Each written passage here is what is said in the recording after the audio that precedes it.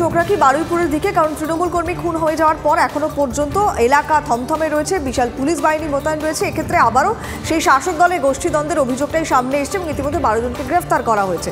আজকে তাদেরকে বারুইপুর মহকুমা আদালতে পেশ করা হবে। কিন্তু ইতিমধ্যেই এই ঘটনা নিয়ে রাজনীতির উত্তাপ বাড়ছে। আমরা দেখেছি স্পিকার বিমান বন্দ্যোপাধ্যায় তিনি নিজে পর্যন্ত ঘটনাস্থলে যান, কিন্তু বারে বারে গোষ্ঠীদ্বন্দ্বের অভিযোগটা সামনে আসে, প্রকট হয়, কিন্তু পরিস্থিতি যে শিবিরে ছিল সে শিবিরেই রয়ে যায়। এলাকার মানুষজন কি বলছেন, তৃণমূল নেতৃত্ব তারাই বা কি বলছেন, একটু জানার চেষ্টা করবো। এই মুহূর্তে আমাদের সঙ্গে রয়েছেন আমাদের সহকর্মী সুশোভন। সুশোভন, এলাকায় তো তুমি রয়েছো, গোষ্ঠীদ্বন্দ্বের অভিযোগ এর আগেও উঠেছে, স্পিকার নিজে ঘটনাস্থলে গিয়েছেন, বোঝাই যাচ্ছে কতটা গুরুত্ব দিয়ে দেখা হচ্ছে বিষয়টা, কিন্তু গোষ্ঠীদ্বন্দ্বের বিষয়ে কি বক্তব্য স্থানীয় তৃণমূল নেতৃত্বের? দেখো, স্থানীয় তৃণমূল নেতৃত্ব যারা বলছেন তারা বলছেন এটা নিহাতি দুর্ঘটনা, সেরকমভাবে কোনো গোষ্ঠীদ্বন্দ্ব নেই। কিন্তু যেটা সবথেকে যেটা তাৎপর্যপূর্ণ বিষয়, যে যিনি মারা গেলেন তিনিও তৃণমূল করেন এবং যারা অ্যারেস্ট হয়েছে তারাও কিন্তু তৃণমূল করে। অর্থাৎ এই জায়গাটা কিন্তু গোষ্ঠীদ্বন্দ্বের কথা উঠে আসছে এবং সেই জায়গা থেকে কিন্তু যে তাদের যে এইখানে যে কেন হঠাৎ করে এরকম গণ্ডগোল, সেটা যেমন একদিকে তদন্ত সাপেক্ষ বিষয়, অন্যদিকে স্থানীয় যারা লোকজন আছে তারা বলছে যে মূলত যে ব্যক্তি মারা গেছেন সে তৃণমূল করতে এবং হঠাৎ করে তার যে প্রতিপত্তি সেটা কিন্তু বেড়ে যাচ্ছিল, সেই জায়গাটা কোনোভাবে আক্রোশ থাকতে পারে। তোমাকে আমি দেখাবো, তুমি যে কথা বললে যে একেবারে পুলিশ ইতিমধ্যেই মোতায়েন রয়েছে, এলাকায় টহলদারি চলছে, স্বাভাবিকভাবেই কিন্তু একটা চাপা উত্তেজনা যেমন রয়েছে, অবশ্যই তুমি যে কথা বললে যে একটা রাজনৈতিক যে একটা উত্তাপ সেটাও নিঃসন্দেহে রয়েছে। সব মিলিয়ে কিন্তু বলা যায় যে এই মুহূর্তে দাঁড়িয়ে যে গোষ্ঠী দ্বন্দ্বের কথা বারবার বলা হচ্ছে, সেই গোষ্ঠীদ্বন্দ্ব কিন্তু এখানে রয়েছে এবং যে ব্যক্তি মারা গেছে সেই ব্যক্তির যারা বাড়ির সদস্যরা তারা বলছে যে ইতিমধ্যেই যে যারা গ্রেপ্তার হয়েছে এর পরে আরও বেশ কিছু গ্রেপ্তার করতে হবে, তার কারণ তাদের অভিযোগ যে আরও অনেকজন ছিল, সেই জন্যই সে মারা গেছে, অর্থাৎ তাকে পিটিয়ে মারা হয়েছে। এই জায়গায় দাঁড়িয়ে যে যারা তৃণমূল নেতৃত্ব রয়েছেন তারা বলছেন যে মূলত এই যে ঘটনা, এই ঘটনার মধ্যে কোনো গোষ্ঠীদ্বন্দ্ব নেই। বারবার সেই গোষ্ঠীদ্বন্দ্বের অভিযোগটা অস্বীকার করা হয় ঠিকই, কিন্তু তার বাস্তবে কোনো প্রতিফলন দেখতে পাওয়া যায় না, সেই গোষ্ঠীদ্বন্দ্বের ছবিটাই থাকে।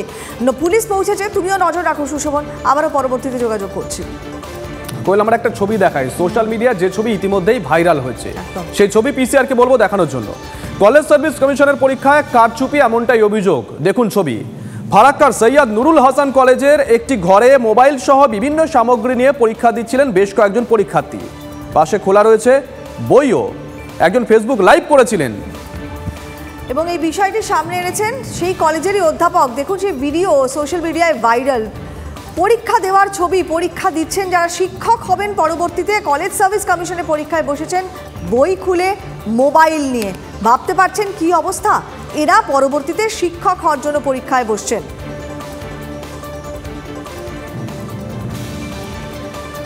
কি অবস্থা ভাবো শুভজিৎ, মেধা নিয়ে তো একটা প্রশ্ন উঠেই যাচ্ছে এক্ষেত্রে। এদেরকে দেখে পরবর্তী প্রজন্ম কি শিখবে? ফোন বই নিয়ে বন্ধ ঘরে পরীক্ষার্থীরা, আর পরীক্ষার্থীদের ছবি বলে দিচ্ছে তাদের বয়স কি, তারা কলেজ সার্ভিস কমিশনের জন্য পরীক্ষায় বসছেন।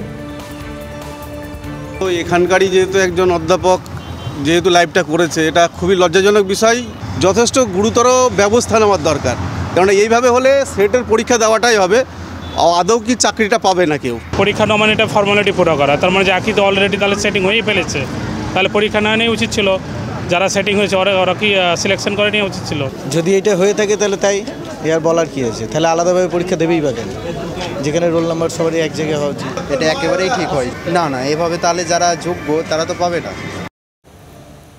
কৌশিক আমাদের সঙ্গে রয়েছেন, আমাদের সহকর্মী কৌশিক। একটা সেন্টারে একটা নির্দিষ্ট ঘরে রোল নাম্বার লাগানো থাকে, প্রত্যেকটা বেঞ্চে কে কোথায় বসবেন, বসে পরীক্ষা দেবেন। এনারা ওই ঘরে বসলেন কি করে, কে ব্যবস্থা করে দিয়েছে? কর্তৃপক্ষ কিছু জানে না বললে তো হবে না কৌশিক।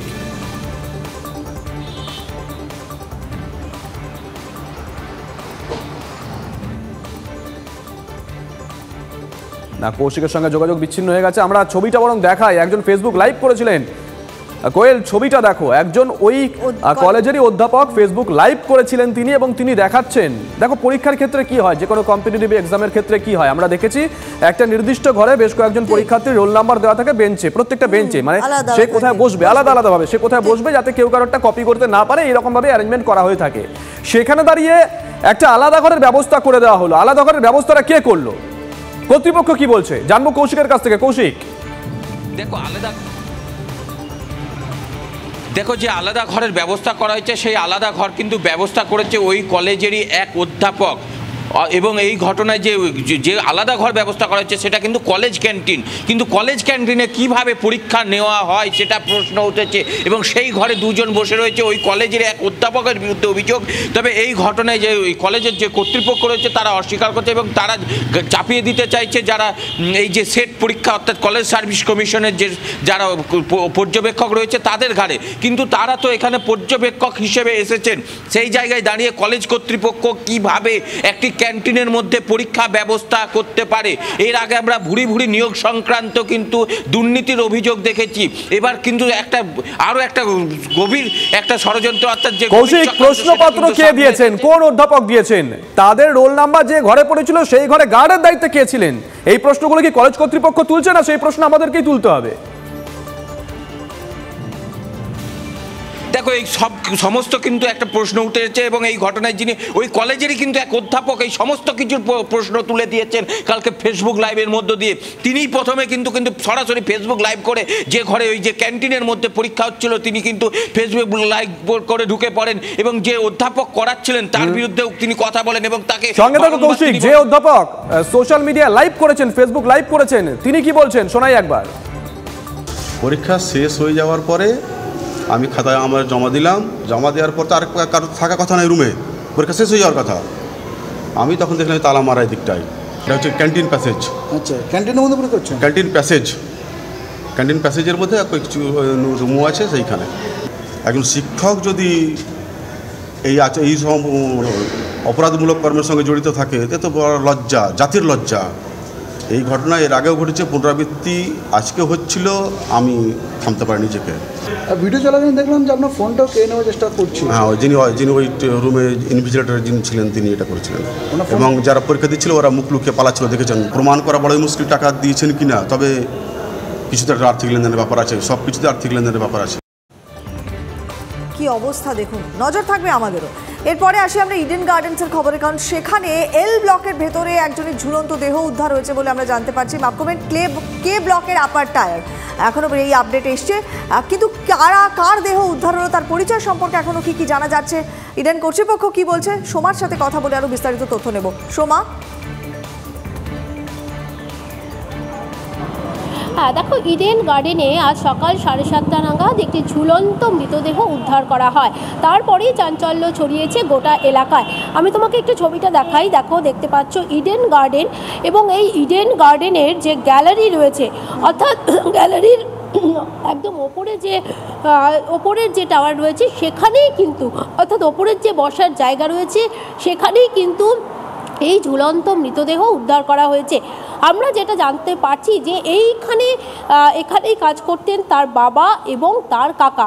ছেলেটির নাম ধনঞ্জয় বারিক, তার 21 বছর বয়স। এই ছেলেটিকে এখানে ঝুলন্ত অবস্থায় পাওয়া গিয়েছে, এবং পুলিশ সূত্র থেকে আমরা যেটা জানতে পারছি যে এখানকারই একজন গ্রাউন্ড স্টাফ অর্থাৎ মালি, সেই প্রথমে দেখতে পায় যে ঝুলন্ত মৃতদেহ রয়েছে এই ওপরে। তারপরে কিন্তু ময়দান থানায় ফোন করা হয়, পুলিশ এসে মৃতদেহ উদ্ধার করে এবং নিয়ে যাওয়া হয় ময়না তদন্তের জন্য। আরেকটি সূত্র থেকে আমরা যেটা খবর পাচ্ছি যে বাবা এবং কাকার সাথে ছেলেটি থাকতো, কিন্তু বেশ কয়েকদিন ধরে কিন্তু মানসিক অবসাদে ভুগছিল, কারণ সে চাকরির খোঁজ করছিল, চাকরি পাচ্ছিল না। যদিও এটা একটি সূত্র থেকে আমরা জানতে পারছি, তবে পুরো বিষয়টি নিয়ে কিন্তু তদন্ত শুরু করেছে ময়দান থানার পুলিশ। বেশ, কারণে কি বেরিয়ে আসে নজর থাকবে।